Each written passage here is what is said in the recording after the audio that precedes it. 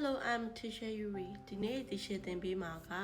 this, that, these တို့ဒီလေးမျိုးကိုသင်ပေးမှာပါ this နဲ့ these ဒီနှစ်ခုကိုအရင်မှတ်မယ်နော် this ကကိုနဲ့နီးနီးလေးမှရှိတဲ့အရာတစ်ခုတည်းအရာတွေကိုပြောရင် this ကိုသုံးတယ်ဥပမာဆိုရင်ဒါဘောပင်ပေါ့နော်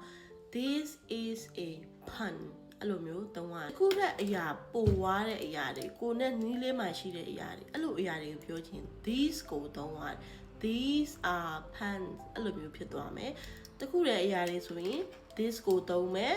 တခုထပ်ပိုွားတဲ့အရာတွေဆိုရင် these ကိုသုံးမယ်အဲ့လိုလေးမှတ်လို့ရပါတယ်နောက်တစ်ခုကကြတော့ that နဲ့ though အဲ့ဒီနှစ်ခုကပေါက်ကွဲပြလဲဆိုတော့ကိုနဲ့အဝေးမှရှိတဲ့အရာတွေကြရင် that နဲ့ though နဲ့သုံးရတယ်တခုတည်းအရာတွေအတွက်ကြလို့ရှိရင် that ကိုသုံးရတယ်ဥပမာဆိုရင်အနောက်မှာမြင်နေရတဲ့ calendar လေးလေအဲ့ဒါဆိုရင် that is a calendar ဟိုကိုနဲ့လက်ကမ်းမမီအဝေးမှရှိတဲ့အရာ that is a calendar အဲ့လိုမျိုးသုံးရတယ်ဒါပေမဲ့ calendar နှစ်ခုဖြစ်သွားတဲ့အခါကျရင်